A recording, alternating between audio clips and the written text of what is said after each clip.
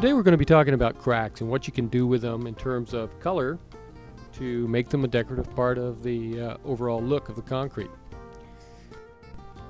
This method works very well if the overall structure and integrity of the concrete is sound.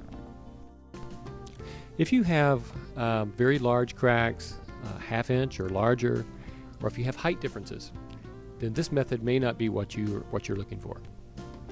Other than that, veining can be a great way to make those cracks part of the beauty of the concrete, and that's what we're going to be talking about doing today. On this particular job, we don't have any video, but hopefully we can get the idea across and a few pictures here of what's involved and how the process works. First of all, we've already put down a solid color base over the concrete. That's to hide any blemishes, oil stains, rust stains, whatever, and give us a clean working surface to do our coloring on. In this case, that base is somewhat of a gray, kind of natural or moon rock concrete color that we started with. And the next step here is to put down some colors that are going to work well with the brick that's in the structure, and we wanted to put down some colors that would highlight that brick color in the driveway. So we're using red, white, and gray. These are colors that will highlight what's already in the structure. It may seem like there's more colors than that, but that's all part of the brush blending technique that gives it more variety. It looks like more than 3 colors, but it's actually only 3 colors that are being used.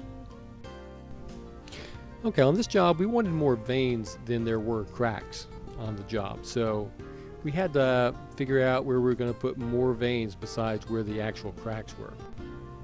To do this, we laid down chalk lines, and you can practice with this. If you don't like the way they look, you can rub them out and start over. So you'll want to put down some jagged lines on the concrete using chalk, and irregular shapes.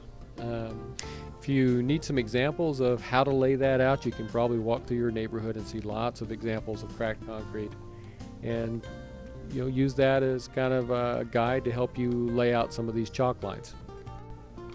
Here you'll notice that we've started putting down some color, and some areas are complete and some areas are being worked on. One of the things that we like to do is to work one side of the chalk line at a time. The reason we do this is we want a lot of separation between the color on each side of the chalk line. And what we find generally works best is to put a light color on one side of the chalk line and a dark color on the other side of the chalk line. And that really helps this veining to stand out.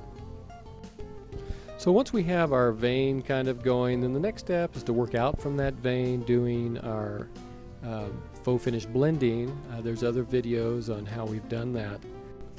Just look for our other videos regarding brush faux finish. They're not using these same colors, but same general idea applies. Once you're all done here and you've done this hard work to make this look great, the next thing I would suggest doing is that you seal your final job.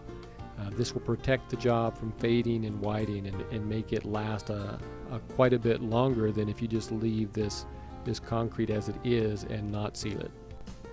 There are a lot of good sealers out there, and anything you want to use would work on top of the New Look color stains that we are using here.